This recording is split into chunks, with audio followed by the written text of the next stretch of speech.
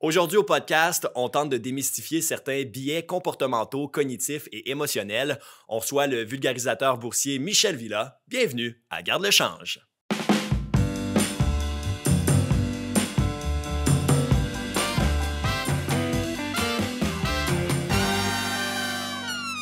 Sam Nadeau, mon co-animateur, est-ce que tu es content d'être là aujourd'hui? Je suis toujours content d'être là, David, tout le temps. Moi aussi. Surtout quand c'est Michel. C'est ça, c'est un plaisir partagé. On reçoit le vulgarisateur boursier Michel Villa. Merci d'avoir accepté l'invitation. Ça fait plaisir. Salut les gars. Très content d'être là, moi aussi. Ouais, ben aujourd'hui, là, on va dans les sentiments, dans l'émotion. On va parler de nos émotions. Ouais, on parle de biais comportementaux. Peux-tu faire la définition en commençant de qu'est-ce qu'un biais? C'est une erreur de jugement. OK. C'est pas compliqué, puis on est vraiment constant dans cette erreur-là. Par exemple, si tu n'as jamais aimé le Canadien de Montréal, Ouais. même si on participait à la grande finale de la Coupe Stanley en 2020, tu n'aimeras pas le Canadien de Montréal cette année, puis l'année prochaine, puis dans 5 ans. C'est vraiment une erreur de jugement. C'est que t'es biaisé, dans le fond. C'est ça. Oui. Biais vient de biaiser, j'imagine. Tout à fait. OK. Il y a deux modes de pensée quand on parle de biais comportementaux. Toi, tu l'expliques avec le système 1 et le système 2. Je vais te laisser faire du pouce là-dessus. Oui, bien, c'est Daniel Kahneman, psychologue et lauréat du prix Nobel d'économie. Lui, il dit qu'on pense selon deux modes de pensée. OK. Le système 1, il est automatique, intuitif et rapide. Le système 2, lui, ça prend plus d'efforts, d'avoir vraiment une méthode puis une approche. Donc, le système 1, on appelle ça des règles du pouce, des heuristiques, des raccourcis mentaux. Puis ça vient d'où? Bien, ça vient de notre jugement, notre expérience, nos routines et nos habitudes de vie. Puis ça nous aide vraiment dans le quotidien. Qu'est-ce que je prends pour le petit déjeuner? Comment que je me rends au travail? Puis qu'est-ce que je fais aujourd'hui? Parce qu'on est des gens qui sont très routiniers. Quand on arrive pour prendre des décisions, 95 de nos décisions proviennent du système 1. Oh. Parce qu'on veut tourner les coins ronds, on veut faire le moins d'efforts possible puis le moins d'énergie, s'il vous plaît. Système 2, lui, là, ça prend plus de temps. Ça prend de la réflexion, il faut prendre certains reculs, respirer par le nez pour être plus rationnel. OK? Donc, à la bourse, pour connaître du succès, on doit-tu utiliser le système 1 ou le système 2? Bien sûr, le système 2, parce que souvent, les biais comportementaux qui sont des erreurs de jugement proviennent du système 1. Mais pour atteindre, pour être en mesure d'adopter le système 2, ça se fait pas du jour au lendemain. C'est sûr que non. Bien, il faut vraiment, premièrement, prendre conscience que des fois, tu prends des décisions vraiment précipitées. Faut-tu aller faire un tour au Tibet, genre une retraite? Non. OK. Une bonne façon, c'est d'avoir un journal transactionnel. Prendre en note tes transactions dans le journal puis te poser la question, pourquoi tu as acheté cette action-là?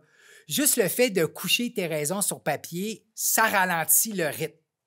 Tu veux juste créer un écart entre ce que tu ressens puis l'action. Parce qu'on dit souvent, « Ah, moi, c'est mes émotions qui ont joué un mauvais tour. » Mais une émotion, c'est une source d'information qui est neutre. Il n'y a rien de mal d'être en colère. Ce qui est problématique, c'est d'agir sur le coup de la colère. Ouais. Donc, de prendre le temps de dire, « Écoute, je fais une petite montée en moi. Là. Je pense que je vais pogner les nerfs. Puis là, ce que ça va faire, c'est que je vais faire une mauvaise transaction. C'est là que ça cause du trouble. Donc, juste le fait de ralentir le rythme. Puis j'ai l'impression aussi que lorsqu'on débute en investissement boursier, ça fait partie des erreurs que les gens font. Oui. T'sais, Sam aussi, je pense que tu disais... Moi, j'ai fait tous les erreurs. Oui, c'est ça, exact. Tous les erreurs. C'était relié à tes émotions. Non, mais ça en farce, moi, quand j'ai commencé, j'avais pas une... j'avais une intuition, mais peut-être que mon intuition était moins aiguisée. Puis moi, j'y allais beaucoup sur le feeling puis l'intuition. Fait que, je flippais souvent des 25 cents. Mais le fait que la bourse monte, je sais quoi, c'est 75 du temps ou quelque chose À chaque année, oui. Chaque année.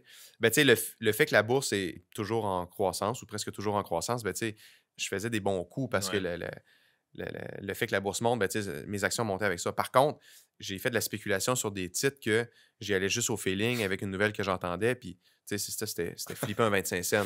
Fait que j'ai été hautement biaisé. Par contre, aujourd'hui, je peux dire que ça fait 12-13 ans que j'ai investi à la bourse.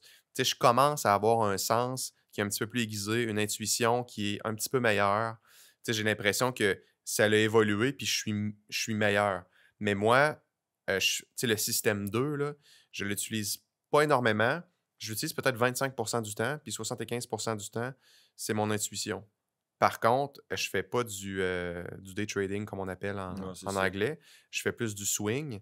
Mais aujourd'hui, je peux dire que mes coûts sont meilleurs à cause de mes erreurs du passé puis qu'est-ce que j'ai réalisé. De l'expérience que tu as acquis. Oui, exactement. OK, ben super, c'est intéressant parce que moi aussi, je me trouvais bien king là, lors de la première saison. J'étais comme, je vais me lancer dans le monde de l'investissement boursier. Puis non, j'ai vite réalisé que c'est pas avec les émotions que j'allais faire de l'argent. Mais il y a une oui. affaire qui est cool, par exemple, David, c'est quand on commence, on n'a souvent pas énormément d'argent. Ouais. Fait que, tu sais, les erreurs qu'on C'est fait, ça. notre apprentissage ne coûte pas extrêmement cher. À moins de commettre des grosses erreurs comme y aller avec 100% de ses économies puis de le gambler à 100%. Mais tu sais, quelqu'un que, on va dire, il y a 10 000 de côté puis il commence en bourse avec 2 000, 2 500, ben tu sais, ça me semble un risque raisonnable. Mais l'apprentissage qu'on va faire, si on est plus quelqu'un qui est... ben moi, je suis très intuitif puis je suis très... tu sais, je vais sauter dans l'eau puis je vais apprendre à nager une fois que je suis dedans. Ouais. Tu sais. J'irai pas livre 4 livres, peut-être comme Michel ferait avant. Fait que moi, j'apprends de mes erreurs. Fait que le fait que j'ai commencé avec pas beaucoup d'argent, ben aujourd'hui, je peux dire que mon apprentissage m'a coûté quelque chose, mais elle m'a pas coûté 2 bras. Tu sais. C'est tellement un bon point parce qu'on le sait, par exemple, qu'est-ce qu'on doit faire pour bien s'alimenter, mieux dormir, être en forme physique.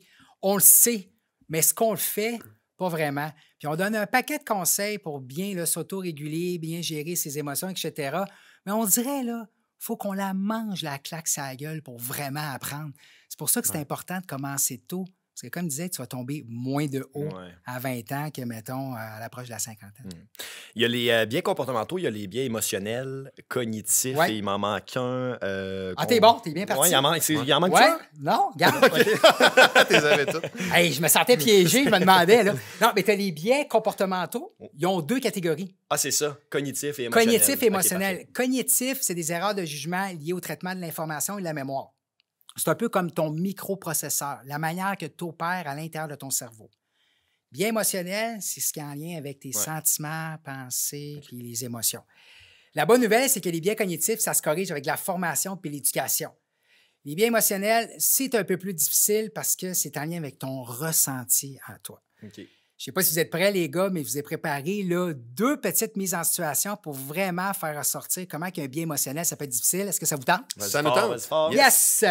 Dans un premier temps, vous voyez ici un 50 $. J'ai rarement vu ça dans ma vie, Michel. Tester à la lumière. Oui, pourquoi? Non, c'est pas En vrai. plus des 100 $, toi? Non, c'est ça, des bruns.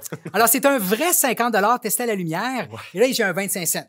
OK? Alors, je vais tirer mon 25 cents dans les airs. Si ça tombe sur pile, je vous donne 50 $. OK. Si ça tombe sur face, vous me donnez 50 $. Alors, je répète, 25 cents, tire dans les airs, ça tombe sur pile, vous gagnez 50 $. Mais si ça tombe sur face, vous me donnez 50 $. Ouais. Samuel, est-ce que tu joues avec moi? Absolument oui, pas. Non. Absolument pas. OK. Avant de savoir pourquoi, toi, David? Oui.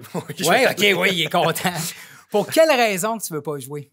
Ben pour moi, le fait de donner 50 $ est beaucoup plus gros que le fait de gagner 50 $. OK. Moi, ça m'apparaît, là, émotionnellement, ça va me faire plus mal de te le donner que la joie et de le recevoir. Et toi, David? Moi, je suis un grand gambler.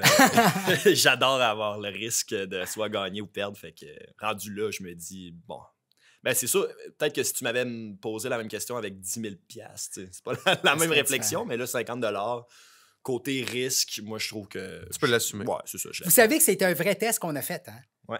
On a posé la question aux gens, puis ce qu'on a réalisé, c'est que les gens, ça leur tentait pas d'accepter ce jeu-là, un peu comme Samuel. Pourquoi? Parce que la douleur émotionnelle ressentie par une perte est supérieure à un gain similaire. Donc, ce que ça veut dire en bon français, gagner 50 $, c'est le fun, mais perdre 50 $, c'est plate en tabarouette. Et ça, c'est vrai pour les facteurs les plus stressants dans une vie. Juste à penser à un congédiement, un décès, un divorce, un déménagement ou une maladie. Donc, ce qu'on a fait, c'est qu'on a dit aux gens, écoute, tu as 50 % des chances de gagner, puis tu as 50 % des chances de perdre. Donc, si tu as à prendre la décision 100 fois, ton gain va être de 0. Parce que tu vas gagner une fois sur 2, puis tu vas perdre une fois sur 2. Okay? Donc, on a posé la question aux gens, qu'est-ce que ça prendrait comme montant pour que tu puisses jouer avec moi? Okay? Donc là, Samuel, tu perds 50 $, ça tombe sur face. Ça tombe sur pile. Quel montant que ça prendrait que je te donne pour que tu puisses jouer avec moi? Probablement 200. 200? À 200, je le ferais, oui. Mais tu perds encore 50 $. Oui. OK, juste 50 $. Mais c'est quoi? 200, je le ferais, mais on jouerait 5 fois. OK. Là, c'est juste une fois qu'on joue. Okay. J'accepte pour 200. Donc, on parle ici d'un ratio de 4:1. Tu veux gagner 200 $ dans la perspective de perdre 50 $. Mais quand on a fait de l'expérience auprès des gens, les gens disaient que ça prend un montant au minimum 2 fois plus important. OK. C'est pour ça qu'on dit qu'à la bourse, perdre, c'est 2 fois plus douloureux qu'un gain équivalent. Quand tu disais tantôt, j'aime pas ça, là, d'avoir à donner 50 à Michel, c'est à cause de ça. Et ça, c'est vraiment important pour la gestion de portefeuille. Êtes-vous prêts pour le deuxième? Yes. OK, Yes. on joue pas pour vrai. Non. Donc, ce qu'on vient de voir ensemble, c'est l'aversion aux pertes. Une perte, ça fait plus mal qu'un gain. Et là, on va rencontrer un autre biais comportemental, mais juste avant, étant donné que le temps des fêtes approche, on est en novembre 2021, j'ai goût de te faire un petit cadeau. Oh, Ton sympathique, une petite tasse de café de Noël. Wow, C'est cool qu'il y ait marqué elle dessus. est lourde. Elle est lourde, hein? Je sais pas, là, c'est des textes en anglais. OK. OK. Donc là, ça vaut le moment, là, c'est à toi. Non, pas de café OK. dedans. Donc, Belle tasse. est à toi. Elle fit avec ton gilet en plus. Oui. Là, maintenant, j'ai une question à te poser. Samuel, là, il regarde ça, puis il est un petit peu jaloux. Mhm. Regarde ta tasse. Ben oui, je sais, je le comprends. Michel, il ne m'a pas amené de tasse aujourd'hui. Non. Là, je te pose la question. Quel prix que tu vas demander pour laisser aller ta tasse que je viens de te donner? Donc, pense à un prix dans ta tête. OK. Puis Samuel, toi, tu as le goût d'avoir la tasse. Quel prix serais-tu prêt à payer pour avoir Qu'est-ce qui est la marqué tasse? C'est de la bonne qualité, Ça là. dépend qu'est-ce qui est Tu peux y marqué. toucher. Ah, c'est un beau petit message positif. OK. Alors, vous avez J'ai mon vos prix. prix en tête. Ouais. Ouais. Samuel, quel est le prix que tu es prêt à payer pour avoir la tasse? 2,75. Ben voyons donc. C'est ça, tu me niaises, là? Ben, mettons 3 piastres. OK. Ben là, moi, j'avais 25. T'avais 25 piastres! Hey, c'est une belle tasse! Non, c'est vrai qu'elle est belle. Elle Ouais, mais est là- lourde, là. C'est une vraie tasse. Ouais, mais 25 ça m'a coûté bien moins cher que ça. OK. Hey, Ben, je rectifie 5 piastres. OK, 5 piastres. Bon, Ouais. je garde mon prix. On a quand même un écart de prix entre les deux. Ouais, De vraiment. 20 Et ça, on a fait vraiment l'expérience dans une classe d'étudiants et le prix demandé moyen était 5,25 pour ceux qui avaient la tasse.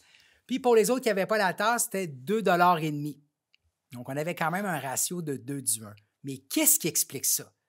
Je suis sûr que David, tu as reçu la tasse, tu te dis « Ah, c'est à moi. Ben oui. Ça m'appartient. Hein? Je vais me faire soit un bon thé ou un bon café. Et ce que ça fait, c'est que tu as attribué de la valeur à cette tasse-là. Même si une fraction de seconde avant, tu ne l'avais pas.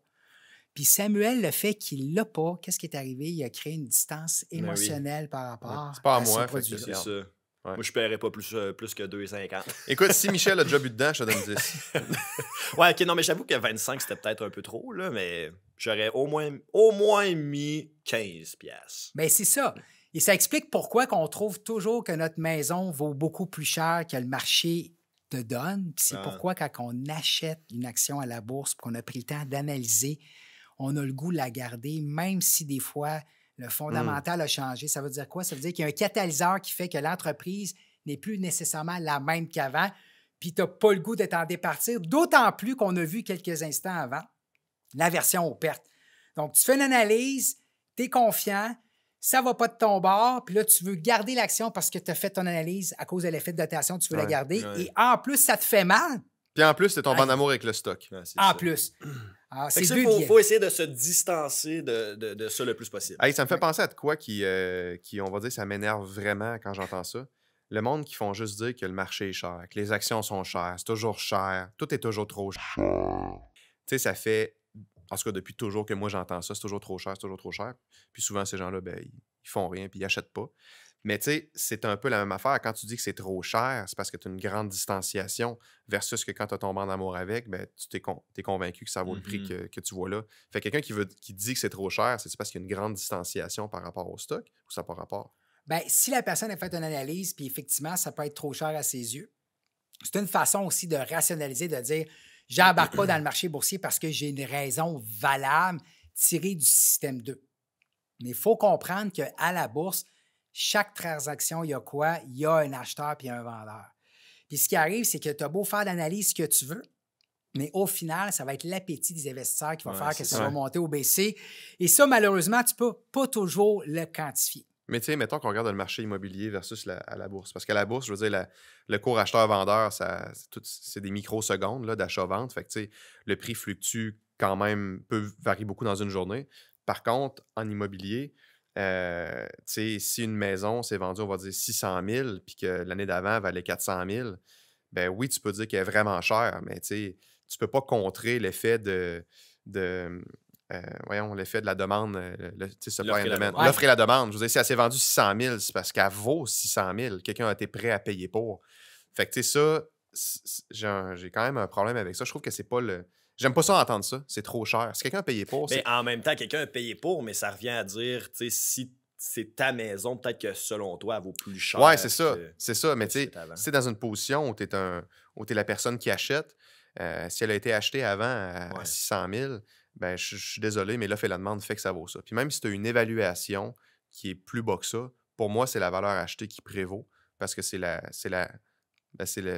vraie réponse, en fin de compte. Ouais. C'est le prix que quelqu'un est prêt à payer pour. Mais si tu as grandi dans cette maison-là, tu as eu tes premiers parties, puis tu as eu des beaux souvenirs, puis tu as des photos tout partout, puis c'est toi qui as rénové le sous-sol, tu vas avoir plus de misère à t'accorder au prix du marché. Puis ça explique pourquoi, d'un autre côté, quand les acheteurs arrivent pour visiter, on demande quoi? D'enlever toutes les photos, enlever tous les articles qui sont vraiment personnels pour créer ce genre de détachement-là émotionnel, pour la rendre plus objective possible. Ouais. C'est évidemment très, très, très difficile en termes de placement, surtout quand on est impliqué dans la gestion de portefeuille. Mais vois-tu, je pense qu'une bonne méthode de contrer ça, c'est de faire ses devoirs, premièrement. Oui. C'est de pas y aller des fois sur l'intuition dans ce cas-là, mais d'y aller plus dans le technique, puis flirter un peu avec le fondamental. Mais quand on fait bien nos devoirs, puis on se fie à l'analyse qu'on a faite assidûment, ben là, on a c'est peut-être plus le système 2 qui embarque, donc une réponse plus... Oui. Bien, la première question, c'est à savoir quel conseil que tu donnerais à ton meilleur ami? Alors, tu prends vraiment pour être capable distance. de... OK, oui, c'est vrai. Quel conseil je donnerais à mon meilleur ami? Te parler à la troisième personne. Lui, Michel, là, il ferait quoi? Bon, faites pas ça en marchant dans la rue, dehors, à haute voix. Non, mais c'est niaiseux, mais on le fait jamais, là. C'est ça. Tu prends une certaine distance. Ouais. Qu'est-ce que Warren Buffett, il ferait, lui? Tu te mets dans la peau d'une autre personne. Et un autre bon truc, c'est de traiter le problème dans une autre langue que la tienne. Qu'est-ce que tu veux dire? Moi, j'ai un anglais ordinaire, là. Mais si je cite le problème en anglais, qu'est-ce que ça fait? Ça me demande plus d'efforts cognitifs. Et ça m'amène à utiliser davantage mon côté rationnel. C'est comme si ça remet une bûche dans le poêle. Oui. Ce que tu veux ralentir le rythme, tu veux permettre d'avoir vraiment une pensée qui est plus réflexive. Penser à la troisième personne, le meilleur conseil que tu donnerais à un ami, penser dans une autre langue, puis qu'est-ce que Warren Buffett ou un idole que tu as au niveau de l'investissement analyserait la situation en main. Moi, j'ai pris ton truc là, de la première saison que tu avais dit si tu avais conseillé ton meilleur ami. Là. Ça m'a beaucoup aidé parce que j'ai vu des perspectives que je n'avais pas réalisées avant. C'est comme si au début, je voyais une porte, puis quand je parlais au nom de mon ami, là, je voyais genre 12 portes. J'étais comme, merde, c'est vrai, il y a ça que j'ai pas vu, il y a ci, il y a ça. OK, je suis pas sûr que je lui offrirais à lui. Mais ça peut être, c'est ça, ça peut être, tu sais, ça s'adopte dans le marché boursier, mais ça peut être dans la vie en général. Là. Ça prend, moi, je dis au minimum 3 raisons. Vous connaissez la règle de 3? Vas-y. Si tu veux faire une présentation punchée auprès d'un client, vas-y avec 3 points. Steve Jobs. Ouais. T'sais, on parle d'introduction, développement, conclusion, dîner, déjeuner, souper, le Yes Weekend d'Obama, IBM, etc. Donc, on est habitué de vivre avec ce cadre-là. Si je t'approche puis je te demande, donne-moi 3 raisons pourquoi tu détiens l'action, il faut que tu aies 3 raisons différentes et complémentaires. Si tu me dis, ben c'est à cause que c'est Elon Musk, puis il est bon parce qu'il a eu du succès dans la vie, puis j'y fais confiance. C'est une raison. C'est Elon Musk. Parce que t'aimes le gars. OK? Il faut que tu me trouves 3 raisons différentes et complémentaires. Il faut que tu sois capable de me le dire de façon vraiment rapide parce que tu as fait ce travail-là. Si tu n'es pas en mesure de le faire, oublie ça. Alors, Ben Rugg du pouce, 3 arguments avant d'acheter. Puis ça peut être, comme tu le mentionnais, appliqué dans d'autres facettes de la vie. Hey, puis, tu sais, on parle de biais comportementaux, mais il faut en prendre conscience qu'il y a des biais, là, tu sais. Mais des fois, quelqu'un qui intuitivement il est bon, ben, tu sais, des fois, il va juste continuer d'être bon aussi. Puis, tu sais, même s'il sait qu'il y a des billets, il va. T'as peu, je vais juste finir mon exemple parce que je veux pas me perdre dans mes affaires. Mais, tu sais, même si on est conscient de nos billets, il y en a qui marchent mieux. Ça, c'est dans mon cas. spontanément, des fois, je fais plus souvent des bons coups spontanément que des coups trop réfléchis, parce que moi, c'est dans ma personnalité. Puis il y a des gens qui sont peut-être plus analytiques, qu'eux autres font des meilleurs coups une fois que c'est analysé. Par contre, comme dans le fait d'y aller sur le vif, des fois, on prend des décisions trop vite qu'on se plante, mais quelqu'un qui analyse trop aussi peut manquer la vague. Fait que, tu sais, c'est d'être où est-ce que tu es confortable, puis où est-ce que de trouver ta zone. De trouver ta zone où tu performes le mieux. Fait que moi, j'ai toujours eu une facilité dans tout ce qui est spontané. C'est ça. Fait que même si je veux essayer de prendre conscience de mes billets, je performe mieux là, tu sais. C'est ça. Tu veux pas non plus écraser ton intuition. Ouais, exactement, c'est ça, c'est bien dit. Je veux pas écraser mon intuition, mais en même temps, il y a des choses que j'ai changées au fil des années parce que je sais que ça fait plus de sens, mettons, rendu à où je suis rendu dans la vie, tu sais. Là, à cette heure, j'ai 2 enfants. Tu sais, il y a des places où je ne vais plus. Même si je suis jeune, je me dis, qu'est-ce que mes filles penseraient de moi, tu sais. Il y a des compagnies dans lesquelles je n'investis pas à cause que pour moi, je trouve pas ça éthique. Puis même s'il y a un gros potentiel de faire de l'argent, j'encourage pas ça, tu sais, comme les domaines de la cigarette puis tout ça. Même s'ils versent un super de bon dividende, ça me tente pas. Puis je veux pas faire partie du problème. Moi, je veux faire partie de la solution. Fait que c'est ça, c'est mon thinking là-dessus. Je ferais peut-être un petit bémol pour les gens à la maison qui commencent dans l'investissement boursier. C'est pas à cause que tu as une intuition qu'elle est valide. Parce que toi, tu as sûrement tapé dans un réservoir plein d'expériences, puis là, tu t'en vas chercher ça de façon inconsciente. Pour avoir une intuition valide, il faut que tu ailles tester un peu d'expérience, tes capacités, tu aies un peu d'expérience. Puis aussi, c'est d'être à l'écoute de ce que ton corps t'envoie comme signaux. Si tu es en train de négocier puis tu as les épaules comme ça, puis tu es vraiment stressé, crispé, là, il y a un message que ton corps te lance et sois à l'écoute de ça. Une anecdote, George Soros, qui est un milliardaire très populaire dans le domaine boursier, lui, quand il avait vraiment mal dans le bas du dos, s'il y avait une transaction qui allait vraiment pas bien, là, au lieu de la vente, là, il en rachetait. C'était comme un signal que son corps disait, écoute, ça a été difficile, là, mais garde le cap, tu as fait une bonne analyse, tu devrais en ajouter sur ta position. Il utilisait son corps qui envoyait un signal et c'est comme une forme d'intuition. Mais est-ce que lorsqu'on commence, comme par exemple moi, j'ai 21 ans, ça fait 1 an là, que j'ai investi un petit peu, est-ce que c'est pas mieux de, tu sais, je veux dire, si on commence à... Est-ce que c'est pas mieux de suranalyser la situation que de mettre son intuition à 100% à côté? C'est mal interprété. Là. Je te le dis, là, David, tu n'en as pas d'intuition. C'est ça, mais exact. Okay. Tu es mieux d'être un peu plus rigoureux. Puis à un moment donné, au fil du temps, tu vas comprendre mieux les situations. Tu vas aller dire, OK, j'ai déjà vu ce genre de situation-là. Et tu vas apprendre de ça, puis tu vas l'appliquer plus rapidement. La bonne chose à faire, c'est d'être plus rigoureux. Yes! Une phrase que j'aime beaucoup, un exemple que j'aime bien, c'est que toutes les clés du succès ont été dites. Toutes les meilleures recettes, ils ont tous été dit. Ils sont tous sur la table. Fait que si on veut s'entêter à essayer de battre le marché ou être meilleur qu'un exemple qu'on s'est donné, ben tu sais, c'est...